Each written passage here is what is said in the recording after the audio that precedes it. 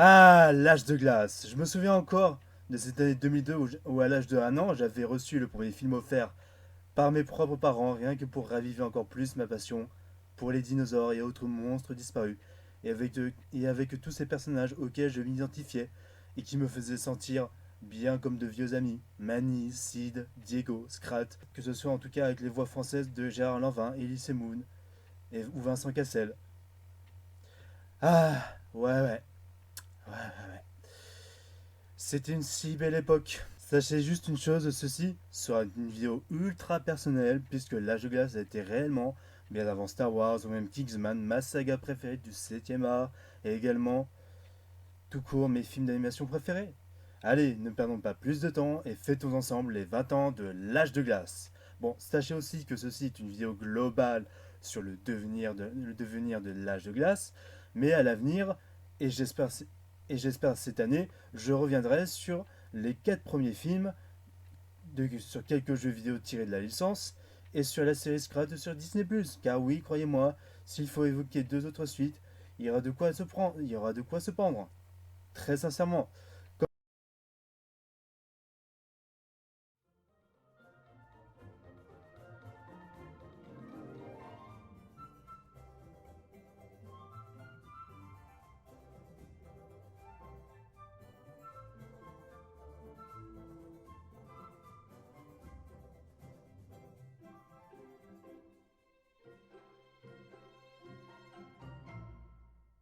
Faut savoir que, surtout à ceux de ma génération, personne, on le sait tout autant entre nous, personne n'a échappé à l'influence de l'âge de glace, qui s'est également imposé comme la saga de films d'animation américaine la plus longue, comptant également un film centré sur le personnage de Buck, un personnage apparu en 2009 dans le troisième volet, disponible sur Disney+. Du coup, je parle du sixième film où il y a un film sur Buck, centré sur lui, quoi.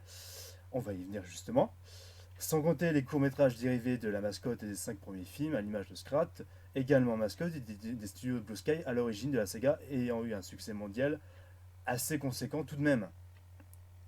Et également bien sûr les spéciales Noël, Pâques ou encore la série sur Scrat disponible sur Disney+. A savoir qu'à l'origine des studios d'animation Blue Sky, créateurs de films restés dans les mémoires des gens de ma génération tels que Robots, Rio ou encore Horton ou le film Snoopy, bon ça un peu moins,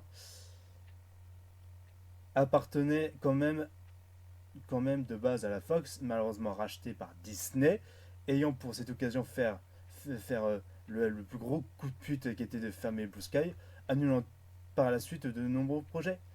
Bon nombre de projets quoi. Ça vous dit quelque chose les fans d'X-Men, Gambit avec Channing Tatum? Non? C'est un peu naze quand même. Bref, vous voyez. Sans compter l'excuse de merde sur la crise du Covid hors contexte de Disney, alors que qu'on a bien vu qu'ils ont profité de piquer les trois de l'âge de glace pour cette merde que je vous montre en image. Et ça, ils disent que c'est le sixième film. Mais même le premier film d'il y a 20 ans était plus beau. Et même à chaque arrêt d'image, t'as la putain de gerbe que sans déconner.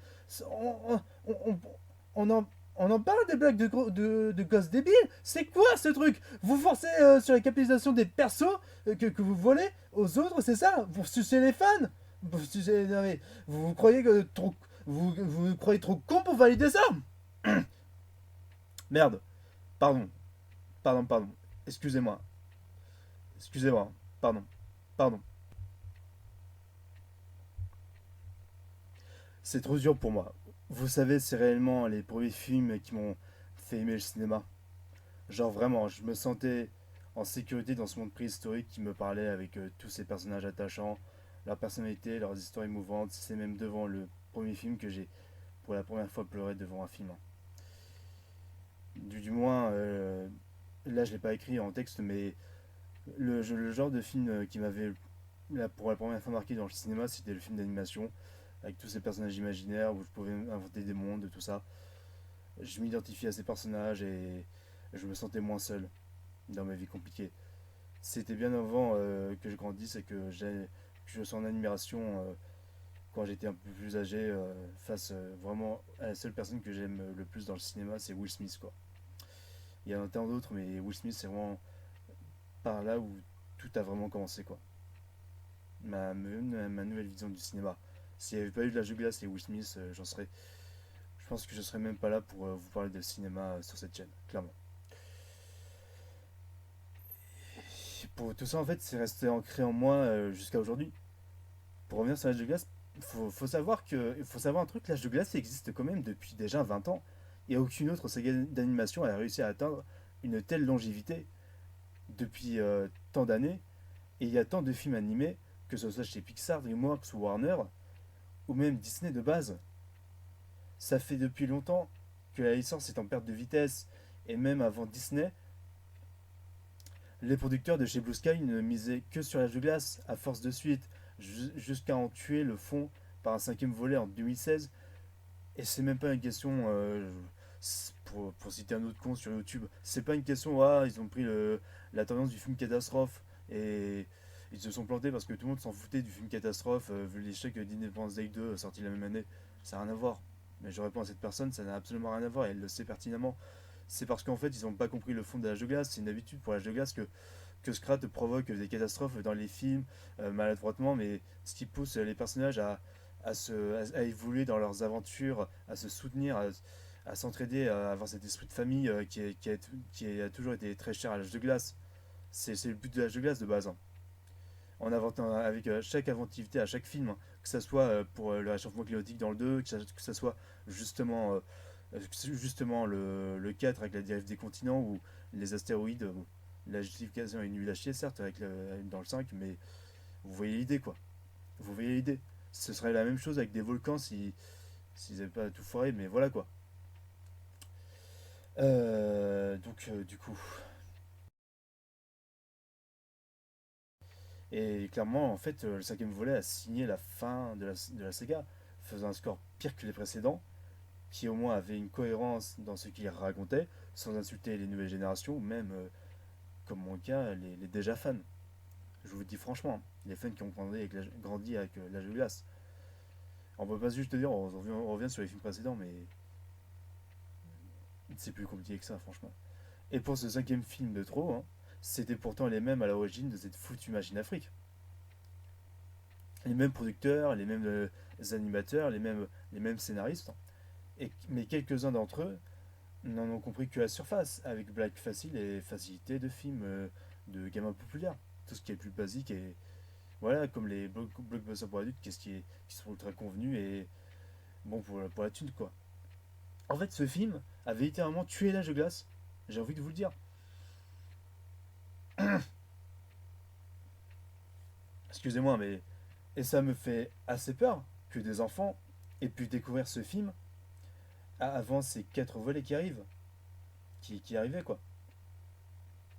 Vraiment, avant qu'il ait vu les quatre premiers, quoi. Vraiment, qui arrivait vraiment à se tenir sans prendre l'enfant pour un con. Clairement. La seule chose qu'il fallait faire, c'est laisser crever l'âge de glace, clairement. Arrêter de tirer sur la corde sans comprendre le fond de ta licence. Disney ne l'a pas pigé, même les mêmes sont revenus avec des Yes Men encore pires, en dehors de en dehors de Chris White et de Carlos Saldana, qui eux par contre essayaient de faire quelque chose de grosse qualité avec l'âge de glace. C'est vrai, c'est eux les auteurs de base de l'âge de glace, hein. C'est eux les putains d'auteurs de base de l'âge de glace. Et il fallait pas les dégager, les mecs. Il fallait pas être dégagé. Et dans le 4, pour vous dire, il y avait un autre réalisateur qui avait sauvé les meubles, hein. Alors qu'il y avait Michael Tumber, même s'il s'y connaissait en animation, il gère l'animation. Comme il était directeur de l'animation, il gère l'animation des premiers films. Michael Tumber, je suis désolé, hein. Michael Tumber, pardon, mais quand tu vois qu'il était associé à l'âge de classe 5, et même, en fait, c'est lui qui apporte le côté beauf de l'âge de glace, hein. Bah en fait c'est ça, c'est pour ça que lorsque les gens disent que l'âge de glace c'est beauf, c'est pour les gamins, que c'est de la merde parce que c'est ridicule, parce qu'il y a de l'humour, parce que l'humour est débile, parce que c'est incohérent, que c'est de pire en pire en chaque film, c'est ça qui m'énerve parce que les gens, pour moi ce que les gens n'arrivent pas à saisir avec l'âge de glace, c'est le fond des messages, c'est l'intérêt de l'univers, la construction des personnages, comment ils se sont formés à partir de ça, leur psychologie. Ils pensent que c'est genre, oh non, les personnages sont trahis, tout ça. Non, non, non, les mecs. Non, non, non, ils ont de nouveaux enjeux, ils sont confondus à autre chose. Bon, bon certes, on pourrait se dire que dans le premier film, depuis le premier film, on ne reparle plus jamais de la première famille de Manny qui a été tuée dans le premier film. Ok, mais c'est. Donc c'est pas évoqué une seule fois, mais au moins on a cette idée que on respecte le deuil de Manny, qu'il a fondé une nouvelle famille, tout ça, ça veut pas dire qu'il oublie sa famille de base. Enfin je sais pas. C'est pour ça que les gens ne voient que L'Âge de glace comme une série de films d'animation réducteurs, beauf, tout ça. Mais ça se voit pas au box-office. Déjà que le troisième et le quatrième film, ils avaient rapporté au moins plus de 800 millions de dollars, hein. Et que même Scrat de base était une mascotte vraiment adulée, façon les mignons, même des trucs comme ça, quoi. Une vraie mascotte, hein. Mais ça va au-delà de Scrat, hein, ça va au-delà de l'humour, c'est vraiment l'aventure, tout ce que je vous ai dit au départ. Les gens doivent comprendre une bonne fois pour toutes que L'Âge de glace a fait tellement plus de choses, même en termes de grands spectacles et en termes de divertissement pour les enfants, que certains Disney, que certains films de ces dernières années. Même certaines suites de films de saga, façon Moi Moche et Méchant, ou même Dragon, je parle bien du troisième film, qui se sont littéralement plantés en faisant exprès, mais je dis bien exprès, de ne pas comprendre leur matériau de base, hein, de tout gâcher, d'avoir les films de merde qu'on a, hein, forcément. Même Moi Moche et Méchant 2 et 3, hein, c'est n'avoir rien compris aux suites, hein, à l'univers de base. Et il n'y avait plus. Enfin voilà quoi. Tu sentais vraiment que les mecs faisaient exprès de faire de la merde, de faire des moments gênants, de faire des trucs qui sont pas adaptés à leur personnage, qui étaient très gênants en plus en animation, alors m'en parle pas, hein. Clairement. Et que s'il n'y a pas un bon réalisateur pour lui dire, ouais, doucement avec les blagues, cela soit un peu plus modéré, on a une histoire à raconter quand même, ça aurait pu être comme ça avec le 5, mais non en fait. Et justement, ça a été le cas pour les 4 premiers, mais Michael Tumber, il a pu se lâcher, et, et forcément c'est de la merde. Au moins quoi, les premiers auteurs, Chris White et Carlos Saldana, comprenaient l'âge de glace, l'aventure, le courage, l'amitié, la famille, la solidarité, à peine présent dans le 5. C'est dire. Et croyez-moi, on pourrait se contenter de cette fameuse série Scrat, perso, pour laquelle Disney a heureusement, pour lequel, pardon, Disney n'a pas eu les droits, puisque certes, puisqu'il faut savoir que Disney n'a pas eu les droits sur le personnage de Scrat, Descend Blue Sky en personne, avec la plupart de ses fers de lance, ne comprenant pas une partie de l'esprit, mais aidé par, par de meilleurs auteurs, faire la série, quoi, pour vous dire. Car oui, je me suis abonné exclusivement sur Disney+, rien que pour Scrat, pour vous dire. Ce sera toujours plus satisfaisant que de ne pas le voir, que, que de le voir que de le voir dans la Julia 6 pour faire du fanservice dégueu sur un perso de la saga adulée, à l'image de Bug, quoi. Mais quand on en voit le résultat, Scrat a eu de la chance de ne pas être dans le film, quoi. Pour faire simple. Je vous le dis très sérieusement. Très sincèrement. Tout ça pour dire que si l'on tient vraiment à sa licence préférée, acceptons qu'elle puisse avoir une conclusion digne de son image et acceptons qu'on arrête de rallonger la corde, d'essayer de continuer une licence. Si on voit que c'est de la merde, si on continue à exploiter la licence, faut vraiment se dire, faut laisser crever la licence, faut laisser crever, faut passer à autre chose. Je peux pas être plus simple, hein. Je vous le dis très sérieusement, hein. Donc les producteurs Hollywood, tout ça, Disney, arrêtez, arrêtez avec vos licences, par pitié.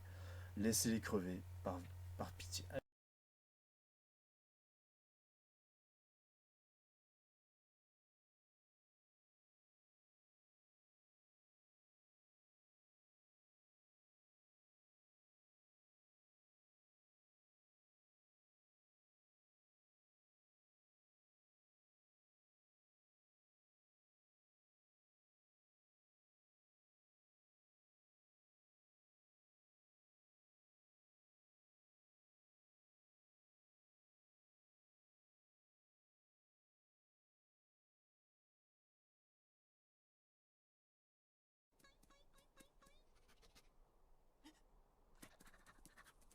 Oh.